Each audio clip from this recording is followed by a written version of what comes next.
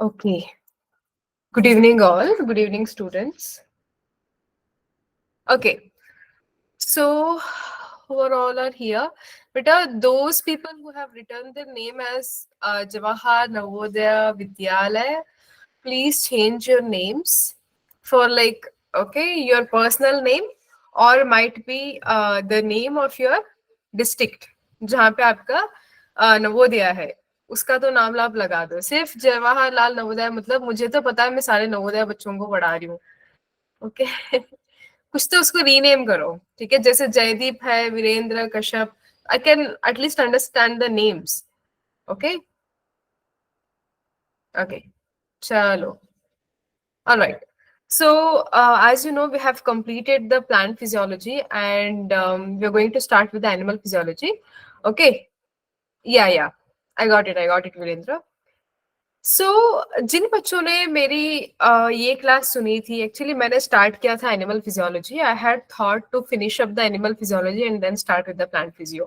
Because what I had thought क्या कि plant physiology के लिए यूजुअली टाइम मिल जाता है. ठीक है, यूजुअली टाइम मिल जाता है तो आपको पढ़ने के लिए अच्छा खासा रिवीजन मिले हो जाता है. तो मैंने क्या सोचा कि अगर मैं एनिमल फिजियो करूंगी तो आपको एनिमल फिजियोलॉजी के लिए ज्यादा अंडरस्टैंडिंग बेटर रहेगी और मैं कराऊंगी तो आपको पढ़ने के लिए भी आसान हो जाएगा, सारी चीजें मीनवाइल हो जाएंगी बोल के I had thought. But eventually I came to know that I can not change the process. जैसे बनाया गया है हमारे करिकुलम में वैसे ही मुझे पढ़ाना था. तो वो वहां पे रुक गया. फिर मेरी तबीयत भी खराब हो गई थी तो मैं लीव पे चली गई थी. तो खैर बहुत सारी चीजें हो गई, क्लासेस कंबाइन हुई, all the things have happened. तो अभी प्लांट फिजियोलॉजी तो कम्प्लीटली फिनिश हो गया है. प्लांट ग्रोथ एंड डेवलपमेंट तो मैंने करवाया है. Photosynthesis and respiration in plants तो आई थिंक विनय ने और थोड़ा बहुत युधिष्ठिर सर ने कराया होगा. अगर उन दो चैप्टर्स में अगर आपको कोई भी डाउट है आप मुझे यहाँ पे टॉपिक का नाम लिखो, मैं उसको अगेन कराऊंगी. Okay. Photosynthesis and respiration in plants में से आपको अगर कुछ भी डाउट है, जैसे ग्लाइकोलिसिस हो गया या फिर क्रेब्स साइकिल हो गया या फिर ईटीएस सिस्टम हो गया, ओके, C4 पाथवे, कुछ भी हो बेटा, आपको अगर कुछ भी डाउट है, मैम आप बोलते हो कि मैम आप ये कॉन्सेप्ट फिर से पढ़ाइए, कोई चीज हमको ठीक से समझ नहीं आई, ओके, इतने एटीपी क्यों आए, इतने एनएडीपीएच कैसे निकले, क्या हुआ, किधर हुआ, कैलकुलेशन, कुछ भी है आप मुझे कमेंट्स में बताइए, मैं उसको रीटेक करूंगी. ठीक है, अभी के लिए हम लोग प्लांट फिजियोलॉजी को साइड पे रखते हैं, एनिमल फिजियोलॉजी को स्टार्ट करते हैं. मैंने इसका आधा चैप्टर खत्म कर लिया था. ठीक है, फिर भी मैं क्या करूंगी, आज की क्लास में रिवीजन करूंगी ताकि आई डोंट रिमेम्बर कि आप याद रखे होंगे या भूल गए होंगे या कोई बच्चा था नहीं था मुझे नहीं पता. तो इसलिए मैं एक काम करूंगी, रिवाइज करूंगी, रिवाइज करके हम लोग आगे क्लास को कंटिन्यू करेंगे. ठीक है, चलो. And meanwhile if you have any doubts बेटा पूछा करो. ठीक है, कुछ भी डाउट्स है पूछा करो. ठीक है, alright. And please bear with my voice, मेरी तबीयत बहुत खराब है, मुझे थ्रोट इन्फेक्शन कम ही नहीं हो रही, पूरा नॉस्ट्रल्स मेरा क्या कहते हैं, पूरा जो नेजल चेम्बर है क्लोज्ड है due to weather and cyclone everywhere. हमारे साउथ इंडिया के पास साइक्लोन चल रहा है, तो I hope you understand. Alright, let's move ahead. तो ये करवाया था, फिर भी मैं रिपीट कर रही हूँ, आप जल्दी जल्दी थोड़ा अटेंशन रख के इसको सुन लो. ठीक है, तो what is the difference between respiration and breathing? I had told you breathing is the exchange of gas. क्या होता है, it is the exchange of oxygen from atmosphere with carbon dioxide. हमारी बॉडी में बहुत सारे मेटाबॉलिक एक्टिविटीज होती है, physiological activities होती है. तो उन एक्टिविटीज के लिए ऑक्सीजन की रिक्वायरमेंट होती है, ऑक्सीजन यूजअप होता है, कार्बन डाइऑक्साइड को बाहर देना पड़ता है, सेल्स से बाहर जाता है. अब आप मुझे पूछोगे मैम रूट मैप क्या है, कैसे होता है, क्या होता है, वो हम चैप्टर्स में पढ़ेंगे. अभी पूरा एनिमल फिजियोलॉजी में हम वही पढ़ने वाले हैं. ठीक है, अब जो एयर इनहेल करते हो वो कहाँ पे जाएगा, वो कैसे लंग्स में जाएगा, लंग्स में से एक्सचेंज होके फिर वो कैपिलरीज में जाएगा, कैपिलरीज से वो फिर हार्ट के लिए लेके जाएगा, हार्ट को पंप करेगा, फिर हार्ट से फिर वो दूसरे पूरे पार्ट्स ऑफ द बॉडी में घूमेगा, फिर हार्ट को लाएगा. ओके, तो बहुत सारी लंबी कहानी है. ठीक है, तो वो मैं सब आपको पढ़ाऊंगी. Okay, so blood and circulation, फिर इसमें वो सारा आप सर्कुलेशन की चीजें समझ जाओगे. ठीक है, देन सो अब आपको यहाँ पे पता क्या होना चाहिए कि breathing is the process of physical movement. जैसे आप ब्रीथ कर रहे हो, इनहेल और एक्सहेल, ओके अभी कपालाभाति भी मैं ठीक से नहीं करती due to my nose blockage, but आपको समझाने के लिए कोशिश तो कर रही हूँ। बेटा ब्रीदिंग के लिए आप ले सकते हो इनहेलेशन एंड एक्सहेलेशन, जैसे आपने सांस ली, एक्सहेलेशन बाहर छोड़ा, ठीक है, ये ब्रीदिंग है, फिजिकल प्रोसेस है। बट रेस्पिरेशन क्या है, मैंने आपको बोला था respiration is of 3 types, 3 type का रेस्पिरेशन देख सकते हो।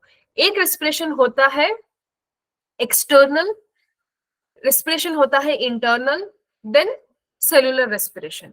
मैम एक्सटर्नल रेस्पिरेशन क्या है? एक्सटर्नल रेस्पिरेशन मतलब जिसको ब्रीदिंग कहते हैं ना, उसी को एक्सटर्नल रेस्पिरेशन कहते हैं, जहां पे इनहेलेशन एंड एक्सहेलेशन होता है। मैम इंटरनल रेस्पिरेशन क्या है? It is the exchange of gases within the body. Body के अंदर भी तो एक्सचेंज होता है ना, जैसे आपके एल्वियोलाई ने प्यूरिफाइड एयर को रखा है, फिर वो ऑक्सीजन जाएगा कैपिलरीज में, फिर कैपिलरीज का CO2 आएगा वापस लंग्स में, तो वो जो एक्सचेंज हो रहा है ना, वो इंटरनल एक्सचेंज है, उसको हम कहते हैं इंटरनल रेस्पिरेशन। दूसरा आता है बेटा सेलुलर रेस्पिरेशन। जो सेलुलर रेस्पिरेशन है, आपने प्लांट्स में पढ़ा था ना, रेस्पिरेशन इन प्लांट्स, तो सेल के अंदर होता है। जो फूड हमारे बॉडी में है, जैसा प्लांट्स की भी ले लो एग्जाम्पल, या एनिमल्स की भी ले लो, अगर प्लांट्स है तो वो ऑटोट्रोफिक होंगे, वो फोटोसिंथेसिस के थ्रू अपना खाना बनाएंगे। बट हम अगर हेटेरोट्रोफ्स की बात हो रही है, तो हम तो वेजिटेबल्स हो गया, फ्रूट्स हो गया, ये खाएंगे। अब हम लेंगे food in the form of starch और in the any other form, ठीक है, तो वो फूड हमारे बॉडी में जाके हमको ATP के फॉर्म में बाहर निकलना है ना, ठीक है, तो वो कॉम्प्लेक्स फूड सब्सटेंसेस सिंपलर बनेगा to give out the energy, तो उसको कहते हैं बेटा रेस्पिरेशन। ओके रेस्पिरेशन वहां पे होती है ताकि जो कॉम्प्लेक्स फूड आप खाते हो वो सिंपलर में बने, एंड जो सिंपलर में बनता है फिर वो भी न्यूट्रिएंट्स जो है इंटेस्टाइन में जाके एब्जॉर्ब हो जाते हैं। इंटेस्टाइन में एब्जॉर्ब हो जाने के बाद न्यूट्रिएंट्स जो भी उससे माइटोकॉन्ड्रिया रहता है सेल का, वो फिर एनर्जी प्रोवाइड करता है, ATP बनाता है। आपने सब इसका प्रोसेस पढ़ा है बेटा, ठीक है, तो दैट इज ETS। अब जो हम बोलते हो ना इलेक्ट्रॉन ट्रांसपोर्ट चेन, तो वो होता है। फिर वो सब हो जाने के बाद एट लास्ट हमको ATP मिलता है, and that ATP is very crucial in the physiology and metabolism. क्यों? क्योंकि ATP is an energy currency. अगर हमारे पास एनर्जी ही नहीं है तो हम कैसे मेटाबॉलिज्म करें, मतलब हमारी बॉडी कैसे वर्क करेगी? आप सांस ले रहे हो, आपको ATP चाहिए, आप सो रहे हो, आपको ATP चाहिए, आप बात कर रहे हो, आपको ATP चाहिए, आप आइस ब्लिंक कर रहे हो, आपको ATP चाहिए, आप कुछ नहीं कर रहे, नेटफ्लिक्स पे चिल कर रहे हो, फिर भी आपको ATP चाहिए, ठीक है, कुछ भी करो तुम, कुछ भी करो, आपको ATP चाहिए। तो respiration, that respiration is a cellular respiration, ठीक है। तो 3 टाइप के रेस्पिरेशन आपने देख लिए। एक्सटर्नल, एक्सटर्नल में इनहेलेशन एक्सहेलेशन आता है, okay, that is external respiration. Internal respiration में exchange of gases within the body, ठीक है, बॉडी के अंदर जो कैपिलरीज और लंग्स के बीच में होता है वो इंटरनल रेस्पिरेशन होता है। Last type is cellular respiration, जो सेल्स में होता है। इसके अलावा बेटा प्लांट्स में एक और रेस्पिरेशन है जिसको हम कहते हैं लेंटिसेल, लेंटिसेल से होने वाला respiration, that is lenticular respiration, ठीक है। तो लेंटिकुलर रेस्पिरेशन वो प्लांट्स में होता है, हम लोग एनिमल्स में नहीं होता, ठीक है, क्योंकि हमारे पास लेंटिसेल्स तो नहीं होते ना। तुमने पढ़ा है ना सेकेंडरी ग्रोथ इन प्लांट्स, तो वहां पे क्या होता है, जो हम देखते हैं ना फेल्लम, फेलोजन, ठीक है, कॉर्क, कॉर्केमियम, वो सब देखते हो ना, तो वो क्या बन जाता है बेटा, वहां पे कॉम्प्लीमेंट्री सेल्स बन जाते हैं एंड लेंटिसेल्स फॉर्मेशन होता है, and those lenticels will ultimately make a bark, okay, वो पूरा बार्क बनाता है। तो वो लेंटिसेल से क्या होता है, एक्सचेंज ऑफ गैसेस वहां से भी होते हैं, स्टोमेटा से होता है, बहुत सारी चीजें होते हैं बेटा। अभी के लिए हम तो एनिमल फिजियोलॉजी पढ़ रहे हैं, तो एनिमल के लिए स्टिक ऑन रहेंगे, ठीक है, तुम ज्यादा कंफ्यूज मत होना अपने दिमाग में। ऑलराइट, तो अब यहाँ पे देख लो ब्रीदिंग में क्या है डिफरेंस और रेस्पिरेशन में क्या है। अगर हम यहाँ पे रेस्पिरेशन बोल रहे हैं तो कौन सी रेस्पिरेशन की बात कर रहे हैं, we are talking about cellular respiration, याद रखो, ठीक है, फिर अब तुम कंफ्यूज मत करना। ऑलराइट, मैंने अभी भी आपको क्लियर आइडिया दे दिया, ओके। तो सेलुलर रेस्पिरेशन की बात हो रही है यहाँ पे, respiration, okay. Breathing means intake of oxygen and release of carbon dioxide, it is a physical process, ठीक है, ये फिजिकल प्रोसेस है, गैसेस की एक्सचेंज हो रही है, इस प्रोसेस के लिए लंग्स की जरूरत है। Respiration is a more complex, जहां पे खाना ब्रेक डाउन होता है to give the energy and heat, ठीक है। फिर ये बायोकेमिकल प्रोसेस है, यहाँ पे बहुत ज्यादा एनर्जी की जरूरत भी है और बहुत ज्यादा एनर्जी रिलीज भी होती है, ठीक है, और ये सेलुलर लेवल पे हो रहा है, ठीक है। माइटोकॉन्ड्रिया हमारा हीरो है, power house of the cell, वो कर रहा है ये सारी मैजिक, ठीक है। चलो, अब ये भी मैंने आपको समझाया था, देखो जब मैं ये आपको समझाई थी ना तब ये नहीं हुआ था, फेट्स ऑफ पाइरूवेट, अब हुआ है, अब आपने रेस्पिरेशन इन प्लांट्स अच्छे से पढ़ के आए हो, अब आपको ये अच्छे से पता होगा। चलो मैं आपको फिर से यहाँ पे समझाती हूँ क्या है बेटा। यहाँ पे ग्लूकोज है which is a 6 carbon molecule.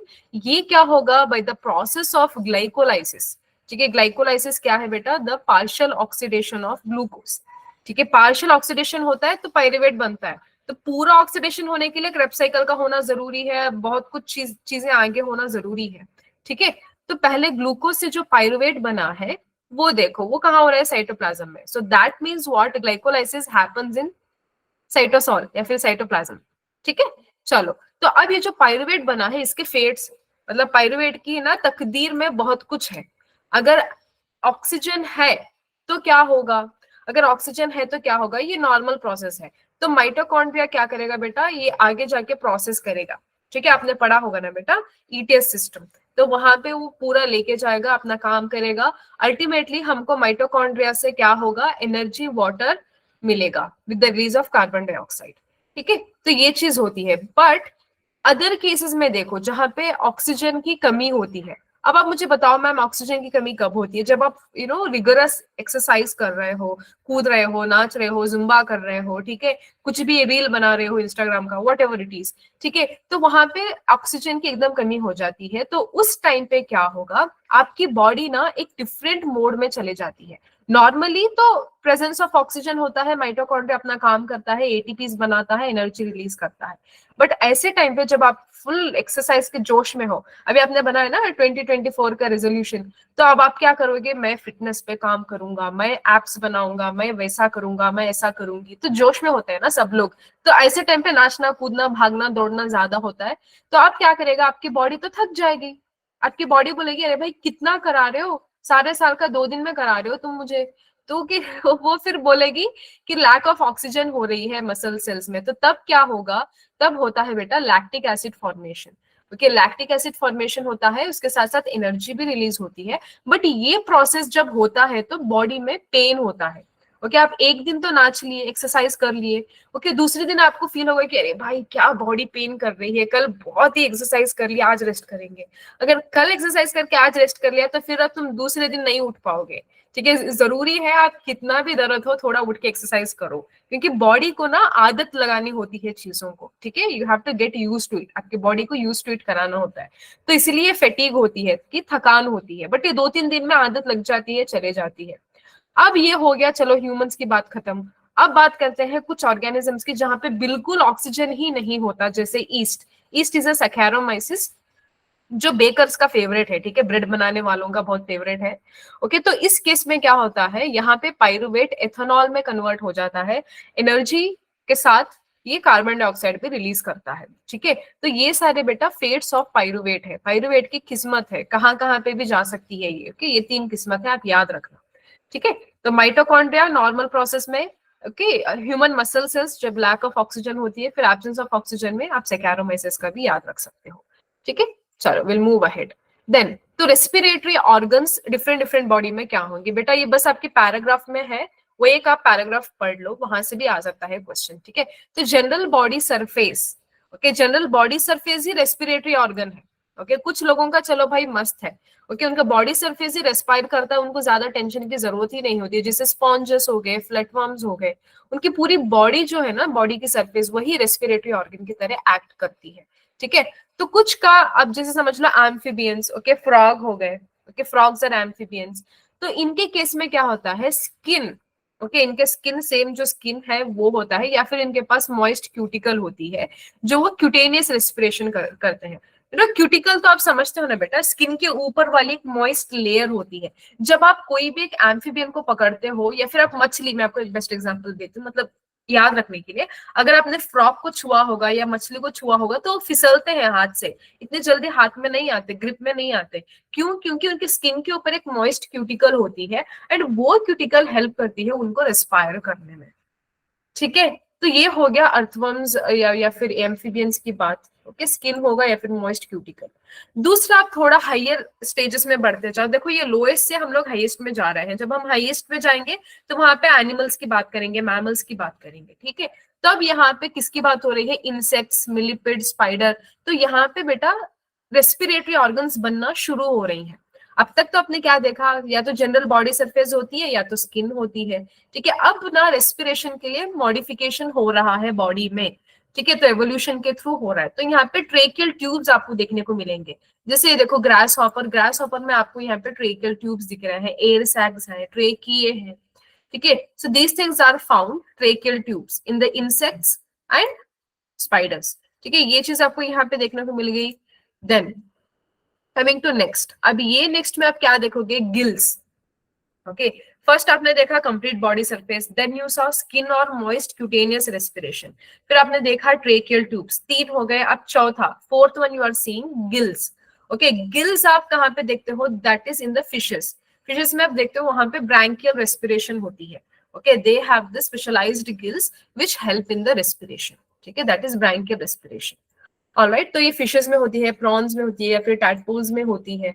Alright, now coming to the last but not least, the last fifth one जो हाईएस्ट है, ओके, जो मोस्ट ऑफ द वर्टिब्रेट्स हम में है, तुम में है, ओके, सब में है, तो ये क्या है बेटा, लंग्स, ओके। सो लंग्स में होती है हमारा pulmonary respiration, that is in most of the vertebrates, okay। For those students who have no idea what is pulmonary respiration, बेटा पल्मनरी जो है ना, ये वर्ड यूज होता है जब हम लंग्स की बात करते हैं, okay. When we talk about lungs, तो लंग्स के साथ जुड़ता है एक वर्ड पल्मनरी, जैसे हार्ट के साथ जुड़ता है कार्डियक, ओके, जैसे मसल के साथ जुड़ता है सार्कोमा। ऑलराइट, अब समझ रहे हो, तो ऐसे लंग्स के साथ जुड़ता है तो उसको हम कहते हैं पल्मनरी रेस्पिरेशन, ठीक है। तो इसका कोई डिफरेंट कोई और मीनिंग नहीं है, पल्मनरी मतलब it is related with lungs और रेस्पिरेशन। ऑलराइट, चलो, तो अब हम देखते हैं ह्यूमन रेस्पिरेटरी सिस्टम।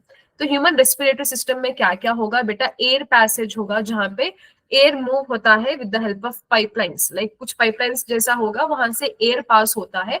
दूसरा very important, that is paired lungs, okay, 2 lungs है हमारे पास, एंड देन पैसेजेस है। ऑलराइट, तो अब एक एक करके इसको देखते हैं हम लोग। अब यहाँ पे देख लो तुम, अब आपकी बॉडी में क्या क्या है, ठीक है। तो फर्स्ट आप यहाँ पे मुझे इमेजिन करो या फिर देखो, okay, you listen to me here. आप क्या करते हो बेटा, फर्स्ट आप देख लो यहाँ पे नोज, ओके, ये आपकी नोज है, तो इसको हम कहते हैं nostrils. Through nostrils you take up the air, यहाँ पे जा रही है एयर, कैन यू सी, एक minute, okay, can you see here, एक minute, I will change the ink.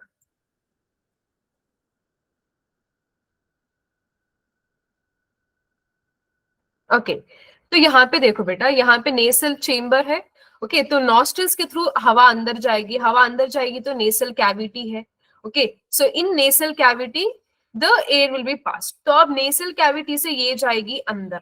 तो अब आप यहाँ पे देखो मैम, अंदर कहाँ जाएगी, अब अंदर जाने के लिए इसके पास तो 2 रास्ते हैं, ठीक है, अंदर जाने के लिए 2 रास्ते होते हैं। तो यूजुअली बेटा आप देखो, हमारी जो हवा जाती है वो विंड पाइप के थ्रू जाती है, एंड जो फूड है आप इनगल्फ करते हो या फिर निगलते हो, okay, what ever you swallow, so that will go through a different pipe, ठीक है। जो खाना है वो ईसोफेगस से जाता है, एंड जो आपकी हवा है वो रेस्पिरेटरी ट्यूब के थ्रू जाती है, ठीक है। अब यहाँ पे देखो, अब यहाँ पे आपका जो है वो आ रहा है कॉमन ट्रैक, ठीक है, तो कॉमन ट्रैक आ रहा है। तो अब आपका नेसल एंड ओरल दोनों चीजों को मिला के एक यहाँ पे कॉमन पैसेज आता है, जिसको हम कहते हैं फैरिंग्स, ठीक है। तो that is a common passage, फैरिंग्स is a common passage for both nasal and food chamber, ठीक है, मतलब जो दोनों को एक बना के रखती है, ठीक है। अब फैरिंग्स से नीचे नीचे जाओ, देखो ये फैरिंग्स हो गया, अब फैरिंग्स से नीचे जाओ तो यहाँ पे सेग्रीगेशन होता है 2 पाइप्स का, okay, this is pipe number 1, this is pipe number 2, ठीक है, सेग्रीगेशन होता है। तो फ्रंट में, मतलब अभी हमारी वेंट्रल साइड है, पीछे वाली डॉर्सल साइड है, मतलब बात करते हैं ना, कोई भी एनिमल में एक वेंट्रल साइड होता है, डॉर्सल साइड होता है, तो सामने वाला हमारा वेंट्रल है, पीछे वाला डॉर्सल है, ठीक है। तो सामने वाले वेंट्रल साइड में यहाँ पे आपको मिलेगा विंड का पोर्शन, ठीक है, जो विंड पाइप कहते हैं वो मिलता है, ठीक है। तो अब फैरिंग्स हो गया कॉमन पैसेज, तो यहाँ से आप आओगे यहाँ पे, तो यहाँ पे आपको फर्स्ट क्या मिलेगा, आपको यहाँ पे मिलेगा विंड पाइप, ठीक है। तो अब विंड पाइप में एंट्री लेने के लिए, विंड पाइप में एंट्री होने के लिए सबसे पहली चीज आती है बेटा ओपनिंग, ओके। तो ओपनिंग आती है उस विंड पाइप की, that opening is called as glottis, okay. तो जो भी हमारा ट्रेकिया बोल लो आप या फिर विंड पाइप बोल लो, उस विंड पाइप का ओपनिंग का नाम है बेटा ग्लॉटिस। ओके, उस ग्लॉटिस के ऊपर एक ढक्कन जैसा एक स्ट्रक्चर होता है, या फिर you can say it is a cartilaginous flap. It is a cartilaginous flap structure which is very much helpful in the cases of swallowing. अब जब हवा लेते रहते हैं तो ये खुला रहता है, जब आप खाते हो तो तब क्या होगा, फॉर द मोमेंट ये एपिग्लॉटिस जो फ्लैप है वो ढक्कन जैसा ऐसा क्लोज हो जाएगा एंड खाना आपके ईसोफेगस के थ्रू पीछे जाएगा। ठीक है, ताकि देखो आप देख यू कैन नोटिस, इसीलिए बोलते हैं खाना खाते टाइम पे बात नहीं करना चाहिए। ठीक है, क्यों? अब जब बात करते हो तो हवा अंदर जाती है, देन प्रॉब्लम होता है कि आप आपको वो ठसका लगे, जिसको हम कहते हैं ना ठसका लगना। तो वो क्या होता है, कुछ अमाउंट ऑफ खाना ना यहाँ पे थोड़ा यहाँ पे आ जाता है आपके नेसल चेम्बर में। ठीक है, तो इसीलिए आपको वो इरिटेट होता है, इसीलिए बोलते हैं कि खाना खाते टाइम बात नहीं करना, क्योंकि वो इजी हो जाता है ना फिर पासेज हो जाना आपका फूड, क्योंकि एपिग्लॉटिस क्लोज रहता है। अब आप कंटिन्यूस बात कर रहे हो कच कच पच पच, तो क्या होता है, एपिग्लॉटिस ओपन रहता है, फिर प्रॉब्लम हो जाती है। ठीक है, तो फूड पाइप के लिए इसोफेगस है, और इसोफेगस का भी एक ओपनिंग है जिसका नाम है गलेट। ठीक है, गलेट ओपनिंग है for the oesophagus food pipe. Wind pipe की ओपनिंग है ग्लॉटिस, ग्लॉटिस के ऊपर एक फ्लैप होता है जिसको हम कहते हैं एपिग्लॉटिस। ठीक है, अब इस ग्लॉटिस से आप अंदर आते हो तो आपको मिलता है लैरिंग्स। ठीक है, तो इस लैरिंग्स को बेटा हम लोग कहते हैं वॉइस बॉक्स। आप इसको वॉइस बॉक्स भी कह सकते हैं क्योंकि आपकी आवाज यहीं से निकलते हैं। ओके, या फिर आप बोल सकते हो एडम्स एप्पल, उसको एडम्स एप्पल भी कहते हैं, बहुत सारे नेम है लैरिंग्स को। ठीक है, फिर लैरिंग से आप नीचे चले जाओ तो आपको ये जो बड़ा सा पाइप दिख रहा है, यही तो हमारा विंड पाइप है, यही तो हमारा ट्रेकिया है। बेटा विंड पाइप यूज करना सही भी नहीं है, क्यों? क्योंकि आप 12th में आ गए हो। ओके, तो विंड पाइप यूज होता है वो 6th और 7th के बच्चों को पढ़ाने के लिए। आप अभी याद रखो ट्रेकिया। ठीक है, ट्रेकिया, सो ट्रेकिया आ गया, इट्स अ मेन पाइपलाइन। तो ट्रेकिया से आगे जाओ तो यहाँ पे डिवाइड हो जाते हैं बहुत सारे ब्रोंक्यूल्स। ओके, पहले ब्रोंकी आएगा, फिर ब्रोंक्यूल्स आएंगे, उसमें प्राइमरी सेकेंडरी टर्शरी ब्रोंक्यूल्स, उसके बाद at the last we get the alveoli. ठीक है, फिर वो एल्वियोलाई आएंगे। Alveoli are the balloon like sac structures which help in the storage of air in our lungs. ठीक है, तो इतना आपको समझ में आ गया मैं समझती हूँ। Okay, I hope this is clear, इतना तो क्लियर हो गया होगा। ठीक है, चलो अब हम लोग आगे बढ़ते हैं। So what it has return, बेटा जब हम एयर पैसेज या फिर ट्रैक की बात करते हैं तो ये कंडक्टिंग पार्ट में आता है। तो let me tell you what is conducting part. Okay, एक है बेटा आपने सांस ली, आपने सांस ली, ठीक है, अब वो सांस जा रही है आपके बहुत सारे एरियाज में, मैंने अभी बताया ना कहाँ कहाँ पे जाएगा, विल टेल यू दैट। ठीक है, बट हो क्या रहा है यहाँ पे, it transverse the atmospheric air into the alveoli. मतलब कंडक्टिंग पार्ट कहाँ से कहाँ तक है, आपके नेसल चेम्बर से आपके एल्वियोलाई तक है। अब एल्वियोलाई से जो वो कैपिलरीज पे होगा ना डिफ्यूजन, ऑक्सीजन कार्बन डाइऑक्साइड का जो डिफ्यूजन होता है, तो वो एक्सचेंज ऑफ गैस बेटा वो डिफरेंट पार्ट है, वो एक्सचेंज पार्ट है। कंडक्टिंग पार्ट सिर्फ आपके नेसल चेम्बर से एल्वियोलाई तक ही रहता है। ठीक है, चलो तो अब देखो, तो कंडक्टिंग पार्ट में ये हो गया। अब यहाँ पे क्या होता है, it clears the air from foreign particles and it humidifies and brings the air to body temperature. मैं आपको बताती हूँ बेटा क्या होता है। ठीक है, अब ये देखो, ये हमारा नेसल कैविटी है, नॉस्ट्रिल है, ये नेसल कैविटी जो पिंक में दिख रहा है ना यहाँ पे, इसके आंख के बिल्कुल नीचे। ठीक है, तो नेसल कैविटी आप यहाँ पे देख लो। ठीक है, तो यहाँ पे होता है बेटा नेसल कॉन्की। ओके, यहाँ पे होता है नेसल कॉन्के। अब ये नेसल कॉन्के क्या करता है, it helps to providing the moisture. अब आप समझ लो, मैं आपको एक एग्जांपल देती हूँ। अभी ठंड का मौसम है ना, अब जब सांस लेते हो तो ठंडी हवा जब आती है तो आपको लगता है कि अरे कुछ गला सूख रहा है, नाक सूख रही है, ऐसा फील होता है आपको। ये इसलिए फील होता है क्योंकि मॉइस्चर ना आपकी बॉडी में ऐड होना पड़ता है। ठीक है, वो ऐड करता है नेसल कॉन्के, बट मॉइस्चर कम रहता है जब एनवायरमेंट में, तो ये आपको सूखा सूखा सा फील होता है। ठीक है, तो ये ह्यूमिडिफिकेशन करना एंड दूसरा एयर को क्लियर करना। अब ये एयर क्लियर करने के लिए तो हर जगह पे सिलिएटेड एपिथेलियम है, उसकी तो टेंशन ही नहीं है हमारे को। ठीक है, अब देखो यहाँ पे तुम, ओके, तो यहाँ पे फेरिंग्स हो गया, फिर फेरिंग से आगे गए, इट्स अ कॉमन पैसेज, यहाँ पे आगे चले जाओ तो यहाँ पे दिखाया गया है ट्रेकिया। ओके, यहाँ पे दिखाया गया है ट्रेकिया, तो यहाँ पे लैरिंग्स है। फिर ट्रेकिया से आप नीचे जाओ तो यहाँ पे आपको सारे ब्रोंकाई दिखेंगे। ओके, दो ब्रोंकस या फिर bronchi. Bronchi is plural, bronchus is singular. ठीक है, फिर वहां पे जाने के बाद यहाँ पे ब्रोंक्यूल्स होंगे। ऑलराइट, तो वो आपको देखने को मिलेगा। अब यहाँ पे मैंने कुछ लिखा है बेटा, अब यहाँ पे मैंने कुछ आपको लिखा है, तो ये क्या लिखा है आप देख लो यहाँ पे। ओके, तो यहाँ पे मैंने लिखा है cuboidal ciliated epithelium is present. Okay, अब ये प्लीज ये लिख लो, please take it down. Okay, please take it down, लिख लो, ठीक है। क्यूबॉइडल सीलिएटेड एपिथेलियम,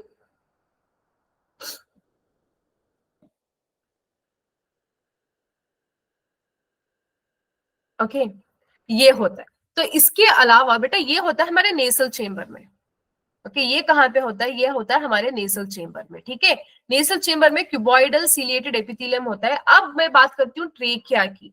तो ट्रेकिया में क्या होता है, ट्रेकिया में बेटा होता है pseudo stratified columnar ciliated epithelium.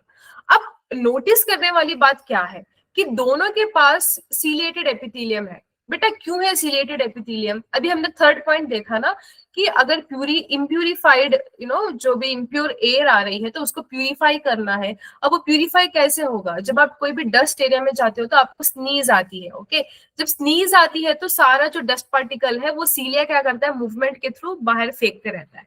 Okay, तो वो होता है हमारे नेसल चेम्बर में विच इज क्यूबॉइडल सीलिएटेड। फिर ट्रेकिया में जाओ तो स्यूडो स्ट्रैटिफाइड कोलमनार। तो ट्रेकिया एंड हमारा जो पूरा नेसल कैविटी या फिर नेसल चेम्बर है, दोनों मिलके डस्ट को बाहर निकालने की कोशिश करते रहते हैं, ठीक है। तो ये पूछ सकता है, तो इसीलिए मैंने यहाँ पे लिख के रखा है, ले लोगे, ठीक है। चलो, अब ये पैसेज देख लो। ओके, एक्सटर्नल नॉस्ट्रल्स हो गया, वहां से एयर नेसल पैसेज या फिर नेसल चेम्बर लिख लो, ठीक है। देन नेसोफैरिंग्स। ओके, अभी आप कंफ्यूज नहीं हो जाना मैम, फैरिंग्स क्या ईसोफेजियल फैरिंग्स अलग है, नेसल फैरिंग्स अलग है। बेटा फैरिंग्स तो कॉमन होता है, बट यहाँ पे इन्होंने दिया है तो नेसोफैरिंग्स बोल के just as a namesake दिया है, बस फैरिंग्स एक ही है, ठीक है। तो ये कॉमन पैसेज आ गया हमारा फैरिंग्स। उसके बाद glottis. Okay, glottis is the opening for trachea, ठीक है। तो ग्लॉटिस के ऊपर रहता है एपिग्लॉटिस, याद रखना। ओके, फिर ग्लॉटिस के बाद आएगा लैरिंग्स which is the voice box. उसके बाद ट्रेकिया आता है, ठीक है, ट्रेकिया आएगा। फिर मैंने बोला था ना ब्रोंकाई, तो ब्रोंकाई में देखो पहले प्राइमरी ब्रोंकाई आएगा, secondary tertiary bronchi, then bronchioles. Okay, तो ब्रोंक्यूल्स में टर्मिनल ब्रोंक्यूल्स के बाद आपको मिलेगा alveolar duct and then alveoli, ठीक है। यहाँ पे दिख रहा है आपको। ओके, सो यहाँ पे देखो टर्शियरी ब्रोंकस है, सेकेंडरी ब्रोंकस है, and then this is bronchial tree, ये पूरा ब्रोंकियल ट्री है। Okay, so these are terminal bronchi, ये टर्मिनल ब्रोंकाई है। जिसके बाद आपको यहाँ पे ऐसे करके एल्वियोलाई के सैक्स देखने को मिलेंगे, ठीक है, alveolar sacs. And those alveolar sacs help in the storage of air, ठीक है। Is that clear? ओके बेटा, इसमें इतना दिमाग लगाने वाली कोई चीज है नहीं, तो बस इसीलिए मैं जल्दी जल्दी जा रही हूँ, ठीक है। तो यहाँ पे देखो लैरिंग्स, मैंने बताया ना लैरिंग्स आपकी आवाज की बॉक्स, आवाज box, and then voice box. It is a cartilaginous box which helps in the production of sound. अब मेरा तो साउंड में कुछ गड़बड़ है, ठीक है, आपका तो ठीक है ना। आप भी क्या मौसम से कुछ पीड़ित हो, कुछ आपको है तकलीफ, आपको भी? बेटा साइक्लोन है ना, तो क्या हो रहा है, मौसम एकदम से बदल रहा है, तो ठंडी लग रही है, किसी को जुकाम हो गया है, किसी को बदन दर्द हो गया। एंड उसके साथ साथ ना बेचारे कोविड को भी नहीं छोड़ा बख्शा लोगों ने। ओके, न्यूज में आ रहा है कि हाँ कोविड का फिर से वापसी हो रही है। बेटा न्यूज में तो बहुत दिन से आ रहा है, तुम खुश मत होना दिल ही दिल में, एग्जाम पोस्टपोन हो जाएगा, कुछ नहीं होगा, ठीक है। बस न्यूज आ रही है, उसको कोई भी भाव नहीं दे रहा। अभी कोविड तो ऐसे हो गया जैसे हाँ भाई हमारे बाजू घर की बीमारी है, ठीक हो जाएगी, लोग ऐसे लाइट ले लिए अभी इसको, कोविड को, ठीक है। चलो, तो अब ड्यूरिंग स्वॉलोइंग क्या होता है, glottis is closed by epiglottis. मैंने बोला ना, अब जब आप फूड स्वॉलो करते हो, glottis is the opening, it is closed by the flap. ये फ्लैप है, ओके, ये फ्लैप है, जैसे होता है ना नरम सा कोई structure. Okay, it's a open and close kind of flap. तो थिन इलास्टिक कार्टिलेजियस फ्लैप है which helps to prevent the entry of food into the larynx, ठीक है। अब इंपॉर्टेंट बात, अब ये जो ट्रेकिया है ना आपका फूड सॉरी विंड पाइप, अब ये जो ट्रेकिया है इसके ऊपर भी कार्टिलेजिनस रिंग्स है। एक तो हमारा एपिग्लॉटिस है, कार्टिलेजिनस फ्लैप। इसके नीचे आप ट्रेकिया में जाओ तो वहां पे आपको कार्टिलेजिनस रिंग्स मिलेंगे, बट वो आधे हैं, पूरे नहीं है। अब वो पूरे होंगे तो क्या होगा, जो ईसोफेगस में पेरिस्टालसिस मूवमेंट होता है ना, पेरिस्टालसिस मतलब जैसे आपने स्वॉलो किया तो थोड़ा फूड नीचे गया, अब इसको ऐसे किया तो यहाँ पे स्वेल हुआ, फिर कॉन्ट्रैक्शन, फिर स्वेल, फिर कॉन्ट्रैक्शन, स्वेल, ऐसे करके मूव करके हमारा फूड नीचे जाता है थ्रू द इसोफेगस, ठीक है। तो वहां पे मुश्किल हो जाती है, इसीलिए जो कार्टिनेजियस लिंग है ना वो सामने है, आप यहाँ पे टच करके फील भी कर सकते हैं बेटा, लाइक मुझे लिटरली फील हो रहा है, okay, you can feel here trachea. तो सामने होता है कार्टिलेजिनस हाफ रिंग्स, पीछे नहीं होते, क्यों, पीछे इसोफेगस है, इसीलिए इसोफेगस को कोई धक्का नहीं देना है हमको, ठीक है, इसीलिए। चलो अभी आगे पहुंचते हैं। Lungs are situated in thoracic chamber, okay, and rest on diaphragm. So thoracic chamber क्या है बेटा, जब आप पढ़ोगे यू नो चैप्टर, आखिरी आखिरी चैप्टर पढ़ते हो ना, तो वहां पे आप देखोगे लास्ट चैप्टर्स में, ओके, स्पाइनल कॉर्ड के बारे में लिखा है आपका, ठीक है। तो वहां पे पहले आपका आएगा जो हमारा वर्टिब्रल कॉलम है ना, वहां पे सर्विक्स आता है, फिर थोरैक्स, लंबार, कॉकिक्स, वो बहुत सारे रीजन है हमारे, ओके, स्पाइनल कॉर्ड में। तो वहां पे क्या होता है, जो थोरैक्स रीजन आता है ना, तो थोरैक्स जो वर्टिब्रल कॉलम है बिल्कुल उसके सामने आता है हमारा थोरैसिक चेम्बर।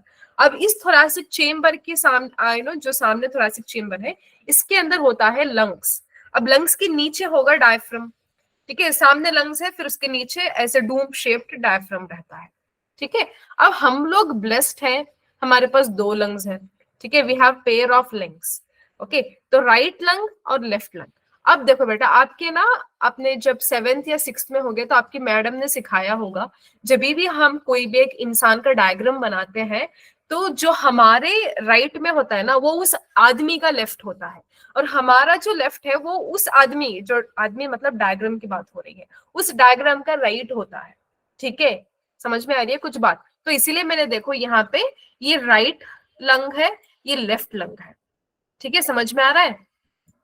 चलो, तो अब आप देख रहे हो ना, ये राइट लंग में कितने लोब्स हैं? 3 लोब है, okay, lobe number 1, lobe number 2 and lobe number 3, ठीक है, 1 2 3 दिख रहा है यहाँ पे विथ नंबर्स, ओके। राइट में 1 2 3 3 लोब है, and the left lung has 2 lobes, ठीक है बेटा। इनके नेम भी दिए हैं मैंने, even though it is not given in your syllabus, आपके सिलेबस में नहीं है, बट फिर भी लिख लो आप। ये जो लोब्स के बीच में जो यू नो पार्टीशन है, इसका नेम दिया है। राइट लंग में फर्स्ट एंड सेकेंड के बीच में है ना, इसको हम बुलाते हैं बेटा हॉरिजॉन्टल फिशर, हॉरिजॉन्टल फिशर। 2 और 3 के बीच में जो पार्टीशन है उसको हम कहते हैं oblique fissure. This we are talking about right lung, okay. Left lung की बात करूं तो 1 और 2 के बीच वाले को हम ऑब्लिक फिशर ही कहते हैं, ओके, ऑब्लिक फिशर ही कहते हैं।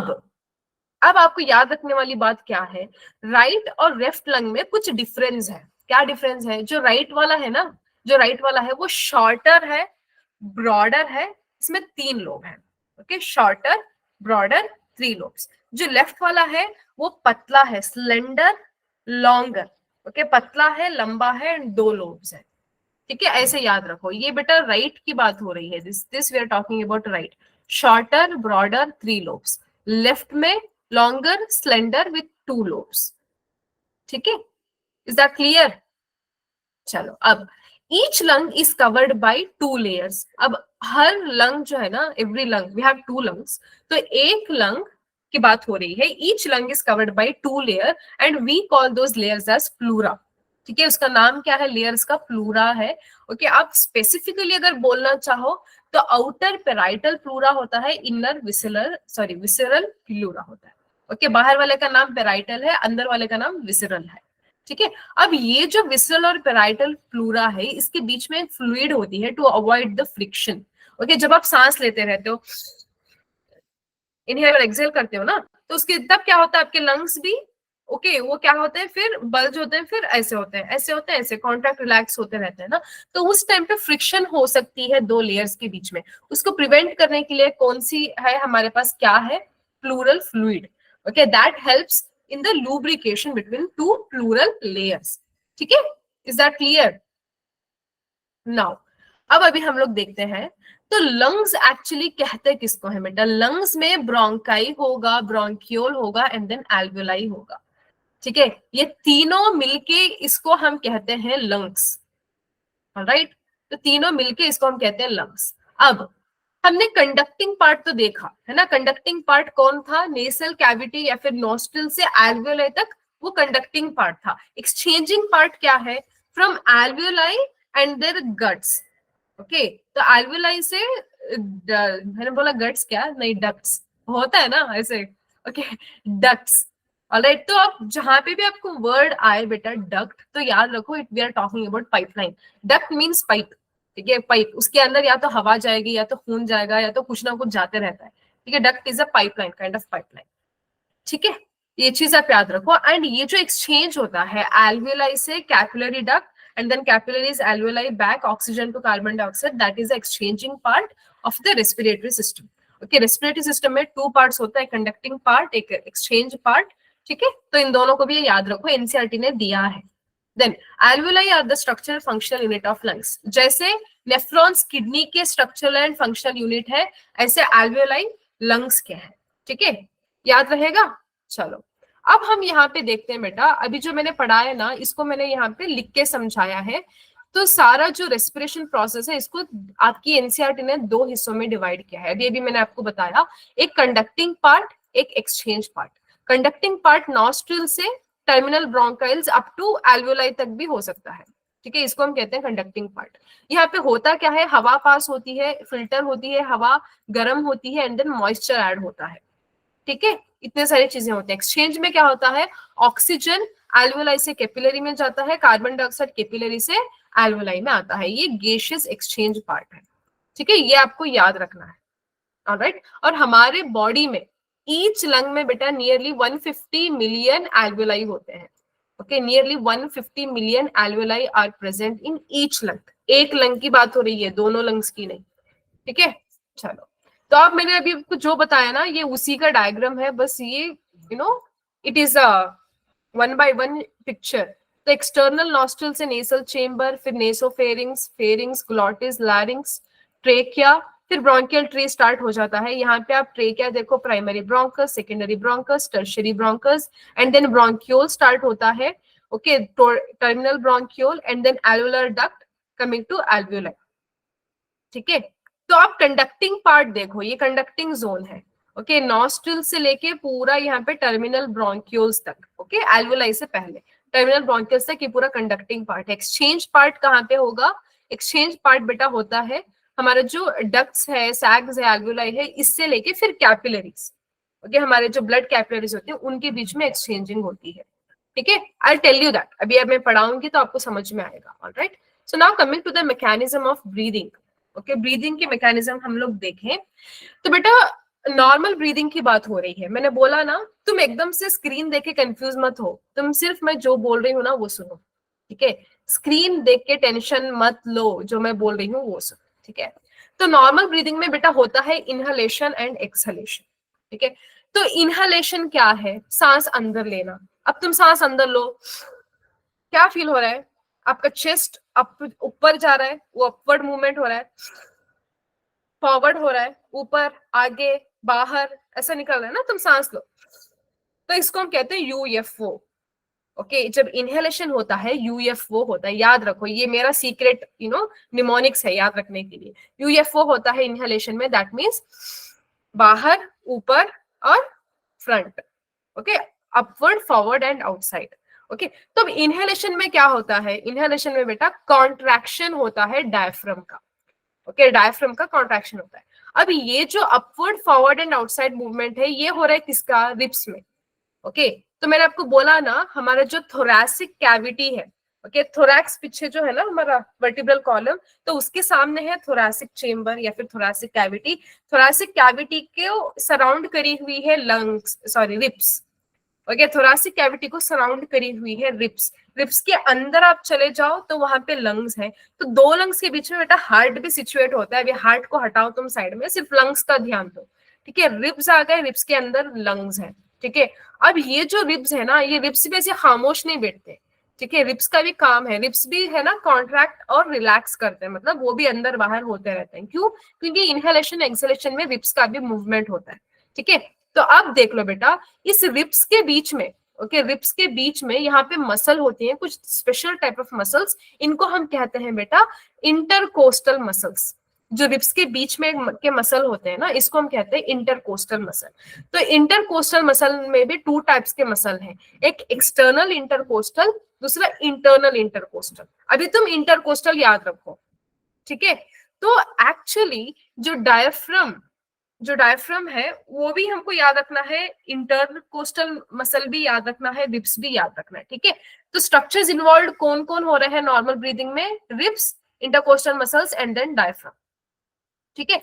जब हम इंटरकोस्टल मसल्स की बात करते हैं तो इनहेलेशन में ये क्या हो रहा है? कॉन्ट्रैक्ट हो रहा है, ओके, दे कॉन्ट्रैक्ट। तो यहाँ पे देख लो तुम, ये रिब्स है, ये इंटरकोस्टल मसल्स है। जब तुम फ्रंट में देखते हो ना तो एकदम आपके जो लंग एरिया है उसके बीच में होता है sternum, there will be a presence of sternum.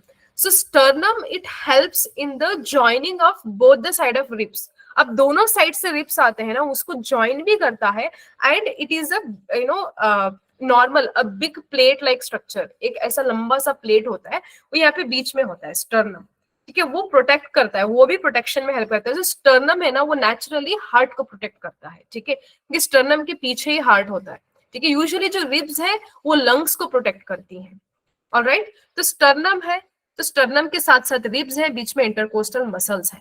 तो अब ये इंटरकोस्टल मसल्स जब हम इनहेल करेंगे तो ये कॉन्ट्रैक्ट होगा, ठीक है। फिर अब बात करेंगे डायफ्राम की। इनहेलेशन करेंगे तो डायफ्राम क्या होगा? वो फ्लैट हो जाएगा, okay, it looks something like this, it flattens up, okay, flattens up। तो हम क्या करते हैं बेटा, ईच ब्रेथ में, अब हम सांस लेके सांस छोड़ते हैं ना, तो एक सांस में जब हम इनहेल करते हैं तो वो होता है बेटा 0.2 सेकेंड्स का, 3 सेकेंड्स में हम लोग एक्सहेल करते हैं, ठीक है। तो अब वो जो यूएफओ मैंने बताया उसका ऑपोजिट तुम लिखो एक्सहेलेशन में, क्या लिखोगे? Downward movement. तुम अब एक्सहेल करो, सांस इनहेल किया, अपवर्ड, फॉरवर्ड, आउटसाइड। अब exhale, downward, backward, inside, okay. So this is the movement of ribs. अब तुम्हारी इंटरकोस्टल मसल्स की क्या हालत है? अब तुमने हवा बाहर छोड़ दी तो वो रिलैक्स करेंगे, ओके, हवा बाहर छोड़ दी तो रिलैक्स करेंगे। एंड जो डायफ्राम है which is present beneath the lungs, वो डूम शेप में आ जाएगा। जब एक्सहेलेशन हो रही है तो diaphragm would come in a Doom shape, Doom shape मतलब ऐसा, डूम शेप हो जाएगा, ठीक है। अब ये तो बेटा हर बच्चे को समझ में आ जाता है, इनहेलेशन एंड एक्सहेलेशन। अब आपको एक्चुअली समझना क्या है, ओके। जब भी हम ब्रीदिंग की बात करते हैं यहाँ पे दो प्रिंसिपल्स आपको याद रखने हैं। याद रखो बेटा, अगर ये दो प्रिंसिपल्स आपको नहीं पता तो सारा चैप्टर ना आपको कंफ्यूजन में ही रखेगा, ठीक है। पहला principle, air moves from high pressure to low pressure, okay. जहां पे प्रेशर ज्यादा है वहां से कम प्रेशर की तरफ हवा मूव होती है।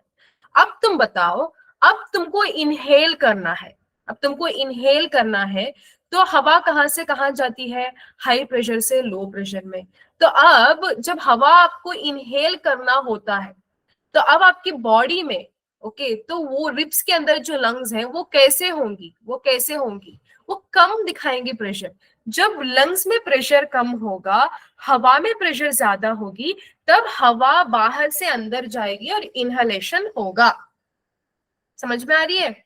प्रिंसिपल याद रखो, air always moves from higher pressure to lower pressure, ठीक है। दूसरा principle, pressure is always inversely proportional to volume. अगर प्रेशर ज्यादा है तो वॉल्यूम कम होगा, अगर वॉल्यूम कम है तो प्रेशर ज्यादा होगा। ये दो ही प्रिंसिपल को तो ना तुम गांठ बांध लो, एकदम से याद रखो, ये तो बहुत जरूरी है सारे ब्रीदिंग के प्रोसेस में, ठीक है।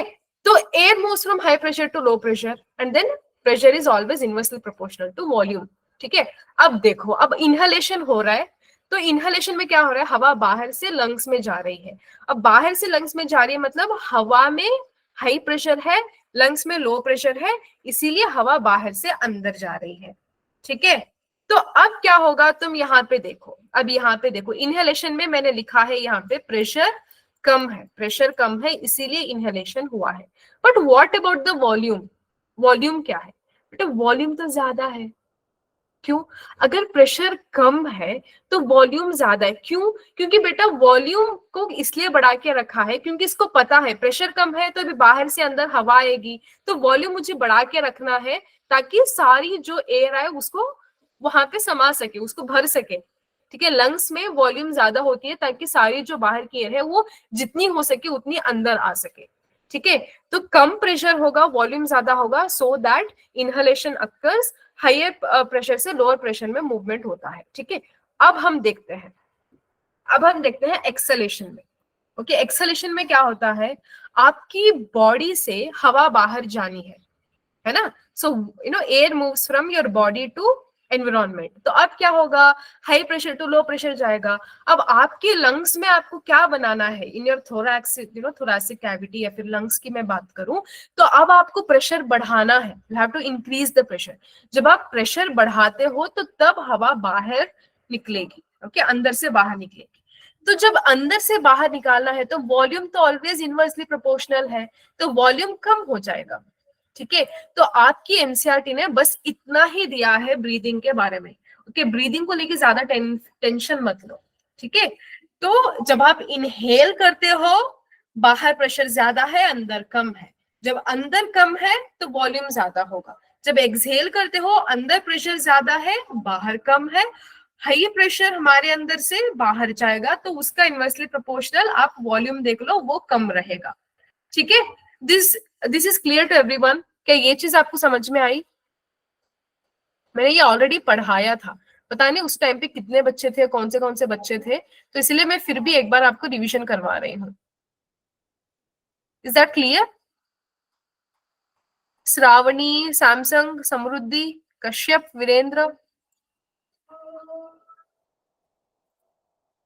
ओके, अब जो मैं आपको मेरी राइटिंग में समझाया ना, अब वो आपको पीपीटी में समझाऊंगी।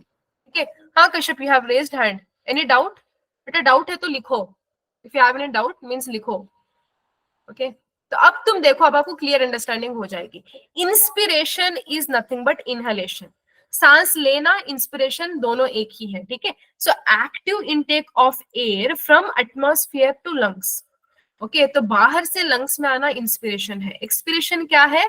एक्सपेलिंग, हवा लंग्स से बाहर भेजना, ये एक्सपिरेशन है। ठीक है, अब तुम देखो, अब यहाँ पे देखो, आपको समझ में आ जाएगा। अब इंस्पिरेशन में क्या हो रहा है, इंस्पिरेशन में आप देखो डायफ्राम कॉन्ट्रैक्ट हो रहा है, इंटरकोस्टल मसल भी कॉन्ट्रैक्ट हो रहे हैं। जब डायफ्राम कॉन्ट्रैक्ट होता है तो फ्लैटन हो जाता है। ठीक है, तो इंस्पिरेशन में या फिर ब्रीदिंग में, नॉर्मल ब्रीदिंग में बेटा एक्सटर्नल इंटरकोस्टल मसल यूज हो रहा है। बेटा तुम याद रखो, दो टाइप के इंटरकोस्टल मसल मैंने बताए, एक्सटर्नल और इंटरनल। जब नॉर्मल ब्रीदिंग होती है तो एक्सटर्नल काम आती है। जब फोर्सफुल ब्रीदिंग होती है, जब मैं आपको बताऊंगी, ओके, IRV ERV मैं तब बताऊंगी आपको। ठीक है, तो तब होती है इंटरकोस्टल मसल। फोर्सफुल ब्रीदिंग या फिर फोर्सफुल इनहेलेशन, फोर्सफुल एक्सहेलेशन, वहां पे इंटरनल इंटरकोस्टल मसल काम आता है, बट नॉर्मल ब्रीदिंग में एक्सटर्नल इंटरकोस्टल मसल काम आता है। ये याद रखो, पॉइंट बना के लिखो। ठीक है, देन अब देखो तुम, अब इंस्पिरेशन हो रहा है तो यहाँ पे क्या होगा, vertical column, sorry vertical volume बढ़ेगा। अब आपको वॉल्यूम देखो, यहाँ पे आपकी एनसीईआरटी ने दिया है एंटेरो पोस्टीरियर। एंटेरो पोस्टीरियर मतलब क्या, ये जो लंग्स के पास दिख रहा है, मैंने ए में लिखा है, this is anterior reason and this is posterior reason. जब आप इनहेल करते हो तो एंटीरियर से पोस्टीरियर तक इंक्रीज होगा, उसके साथ साथ वेंट्रल से डॉर्सल भी इंक्रीज होगा। जो एक्सिस है डॉर्सो वेंट्रल, पीछे डॉर्सल सामने वेंट्रल, तो जो डॉर्सो वेंट्रल एक्सिस है वहां का भी वॉल्यूम बढ़ेगा। ठीक है, इंस्पिरेशन हो रहा है तो ribs and sternum lift up होंगे, वॉल्यूम ऑफ डॉर्सोवेंट्रल एक्सिस भी बढ़ेगा, एंटीरियर पोस्टीरियर एक्सिस भी बढ़ेगा। ठीक है, तो इससे क्या होता है, थोरैसिक वॉल्यूम बढ़ेगा and then thoracic pressure decreases. Okay बेटा याद रखो, अपना दो प्रिंसिपल याद रखो, आपको सारी चीज समझ में आ जाएगी। ठीक है, प्रेशर ज्यादा है तो वॉल्यूम कम रहेगा, ऑलराइट, वॉल्यूम ज्यादा है तो प्रेशर कम रहेगा। नाउ अब यहाँ पे वॉल्यूम ज्यादा है, प्रेशर कम है, तो अब लंग्स एक्सपैंड होंगे एंड पल्मोनरी वॉल्यूम बढ़ेगा। ठीक है, तो बेटा तुम थोरैसिक वॉल्यूम पल्मोनरी वॉल्यूम में ज्यादा कंफ्यूज मत हो, बस वॉल्यूम याद रखो। आपकी एनसीईआरटी ने ना आपको कंफ्यूज करने के लिए बहुत सारे पैंतरे यूज किए हैं, तुम उसके जाल में मत फंसो। ठीक है, don't get trapped into those जाल। ठीक है, वो अगर कहें आपको थोरैसिक है पल्मोनरी है, बेटा तुम ज्यादा टेंशन मत लो, तुम वॉल्यूम पे ध्यान दो। ओके, वॉल्यूम ज्यादा होगा तो प्रेशर कम होगा। ठीक है, तो अब तुम देखो यहाँ पे intra pulmonary pressure decreases, definitely बेटा, क्यों, क्योंकि हायर प्रेशर से लोअर प्रेशर में आना है, बाहर हाई प्रेशर, अंदर कम प्रेशर, तो हमारे अंदर कम है प्रेशर डिक्रीज होगा तो बाहर से अंदर आएगा, तो तब एयर बाहर से अंदर आएगी। ठीक है, आपको मैंने बेस्ट तरीके से समझा है बेटा, I am telling you. Okay, so pressure कम होगा, बाहर ज्यादा होगा, बाहर से अंदर आएगा, इनहेलेशन। सो जब प्रेशर कम होगा तो वॉल्यूम बढ़ेगा। ठीक है, बस। अब तुम सेम इसी को एक्सलेशन के लिए देख लो। ठीक है, एक्सलेशन में भी क्या होता है, intercostal muscle and diaphragm relax होते हैं। ठीक है, रिलैक्स होंगे तो थोरैक्स अपने ओरिजिनल पोजीशन में जाएगा। क्यों, थोरैक्स ने कॉन्ट्रैक्ट किया था ना, मतलब जो थोरैसिक चेम्बर है, पूरा जो थोरैक्स है वो कॉन्ट्रैक्ट हुआ था, वो रिलैक्स हो रहा है। ठीक है, अब आपको क्या करना है एक्सलेशन में, अंदर ज्यादा प्रेशर करनी है। ओके, जो हमारी बॉडी है वहां पे अंदर ज्यादा प्रेशर करना है और वॉल्यूम कम करना है। ओके, तो बाहर प्रेशर समझ में आ रहा है, तो अब हमारे अंदर प्रेशर ज्यादा हो गया तो अंदर से बाहर जाएगा। Okay, inside to outside, inside pressure is higher, outside pressure is lower, तो एयर मूव्स आउट। ठीक है, तो अब यहाँ पे देखो लिखा है during forceful expiration abdominal muscles and internal, मैंने बताया ना इंटरनल इंटरकोस्टल मसल्स भी काम में आते हैं। वो कब होता है, फोर्सफुल में। ओके, फोर्सफुल एक्सपिरेशन या फिर फोर्सफुल एक्सलेशन में इंटरनल इंटरकोस्टल मसल्स काम आते हैं। ठीक है, मैकेनिज्म ऑफ ब्रीदिंग समझ में आ गया सबको? किसी को डाउट है यहाँ पे? Anybody has any doubts? कुछ कुछ डाउट? नो, एटलीस्ट से यस और नो। समझ में आ गया तो लिखो, लिखो क्लियर है, या फिर थम्स अप दो। नो लिखोगे तो नहीं समझ में आया समझूंगी मैं। रिस्पॉन्ड तो करो कुछ।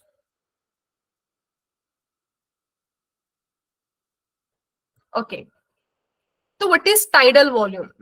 Okay, clear? ओके वीरेंद्र, चलो। तो टाइडल वॉल्यूम क्या है बेटा? टाइडल वॉल्यूम, जो वॉल्यूम हमने नॉर्मली इंस्पायर की है या फिर एक्सपायर की है। ओके, नॉर्मली बेटा, अब तुम सांस लो, नॉर्मल सांस लो। ओके, नॉर्मल सांस लिया तो भी टाइडल वॉल्यूम, नॉर्मल एक्सहेल किया तो भी टाइडल वॉल्यूम। ठीक है, बहुत बच्चे कंफ्यूज हो जाते हैं, इंस्पायर और एक्सपायर दोनों को मिला के टाइडल वॉल्यूम बोलते हैं। नहीं, दोनों ही टाइडल वॉल्यूम है, but one tidal volume means या तो इंस्पायर होगा या तो एक्सपायर होगा। ठीक है, ऐसे याद रखो। तो volume of air inspired is 500 ml, एक टाइम पे 500 ml होती है, या फिर एक्सपायर होगी तो भी 500 ml होगी, ये नॉर्मल है।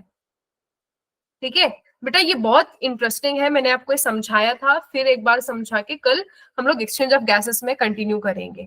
ठीक है, तो tidal volume is what, normally inspire करना या फिर एक्सपायर करना। नॉर्मली इंस्पायर करो, okay, this is tidal volume. Okay, normal, पूरा नॉर्मल हो रहा है। अब इंस्पिरेटरी रिजर्व वॉल्यूम में क्या होगा? अब टीवी, तुम नॉर्मल सांस लो, नॉर्मल इंस्पायर करो, नॉर्मल। अब इसके ऊपर तुम फोर्सफुल इंस्पायर करो, अब क्या हुआ? टीवी नॉर्मल, प्लस तुम क्या करें, फोर्सफुल इंस्पायर करें, तो वो जो फोर्सफुल इंस्पायर हो रही है ना, इसका नाम है इंस्पिरेटरी रिजर्व वॉल्यूम, मतलब additional volume of air that can inspire by forceful.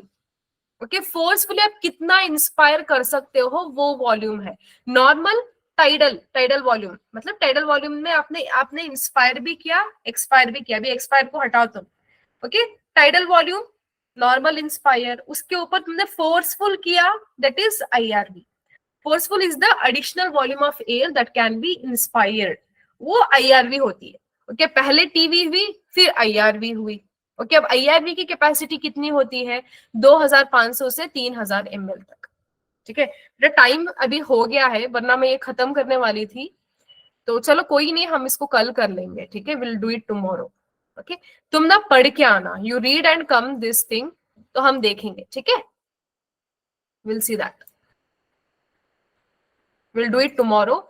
If at all if you have any doubts you can make sure to ask me, अगर कुछ भी डाउट है तो आप पूछ सकते हो, या फिर यू कैन लीव। तो एक क्वेश्चन है, क्वेश्चन आंसर करके निकलते हैं।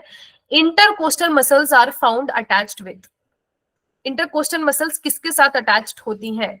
डायफ्राम के साथ, रिब्स के साथ, प्लूरा। अच्छा, डाउट है? हाँ, पूछो पूछो पूछो Virendra. Pleura and then lungs, what can be the answer? Intercostal muscles are found attached with, किसके साथ अटैच होते हैं भाई इंटरकोस्टल मसल्स?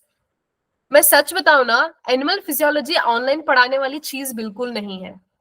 ये फिजिकली रह के आपको दिखा के समझा के एक्शन करके पढ़ाने वाली चीज है। पर क्या कर सकते हैं, हमारे पास कोई और चारा भी तो नहीं है। Please answer this question. Virendra तुम डाउट पूछो। Nobody is answering anything. अरे what did I tell you, रिप्स can we increase our energy by forceful breathing while running. हाँ बेटा, एनर्जी इंक्रीज नहीं कर सकते। तुम एनर्जी इंक्रीज नहीं कर सकते। बस आप क्या कर सकते हो, हाँ रिप्स इज द आंसर, या सो बेटा, आप जब फोर्सफुल ब्रीदिंग करते हो ना रनिंग के टाइम पे, तो आपको यूजुअली जो एथलीट्स है आपने देखा होगा वो जल्दी जल्दी सांस लेते हैं। ठीक है, जल्दी जल्दी सांस लेते हैं। तो ये एक रीजन हो सकता है कि हाँ भाई आपको एनर्जी ज्यादा मिल रही है। लेकिन मैंने आपको बताया था ना, जो आपको याद है, मसल सेल्स में भी होती है लैक्टिक एसिड फॉर्मेशन। तो वहां पे ये थोड़ा बहुत हेल्प करता है बस। ओके, वहां पे जब आप फोर्सफुल ब्रीदिंग करते हो ना, इसको फोर्सफुल ब्रीदिंग नहीं कह सकते बेटा, फास्ट ब्रीदिंग कह सकते हैं। ओके, ऐसा। तो वहां पे थोड़ा बहुत हेल्प हो सकता है, लेकिन ज्यादा नहीं। ओके, वहां पे ज्यादा नहीं होता। बस ये नॉर्मली जैसे आप भागते हो ना, तो वहां पे लेने से ज्यादा ना बेटा छोड़ने की ज्यादा होती है कोशिश। ओके, जब आदमी लेने पे कंसंट्रेट करे ना तो भाग नहीं सकता। ओके, जब वो सांस लेने की ज्यादा प्रयत्न करे तो भागना मुश्किल हो जाता है। तो वो ज्यादा से ज्यादा हवा देने की कोशिश करे। आप देखो मुंह से हवा छोड़ते रहते हैं। Okay, so carbon dioxide is given out more, that is there concentration, वहां पे उनका दिमाग रखा हुआ होता है। ठीक है, एनर्जी तो इंक्रीज नहीं होती, इतना तो तुम याद रखो। इंक्रीज होती है क्या मैम एनर्जी ज्यादा हवा लेने से? नहीं, बस लैक्टिक एसिड फॉर्मेशन के लिए थोड़ा बहुत हेल्प हो जाता है। Only Virendra answered. That is a correct answer actually. Intercostal muscles are found within ribs. आपको समझ में आ रहा है या नहीं? टाइम हो गया, बताओ जल्दी, 12th को भी क्लास है मुझे अभी। ओके, दूसरों के पास पेन टैब नहीं है, सॉरी नॉट पेन टैब, वो टैब देते हैं ना आपके स्कूल में, वो नहीं है। ओके, सैमसंग लैब में रिस्पॉन्ड किया। But about others? चलो बेटा, अभी हमारा टाइम हो गया है, विल सी टुमारो। ठीक है, आपको दूसरी क्लास है ज्वाइन करने को, you can join there. Please don't be absent, constantly classes को अटेंड करो, तब आपको समझ में आएगा। Animal physiology is a very tricky concept. आपको समझ में आने के लिए रेगुलर अटेंडेंस चाहिए। ठीक है, so see you in the tomorrow's class. If you have any doubts, पढ़ के आना, याद रखो और मुझे पूछो। ठीक है, चलो, will stop the class here then. All right,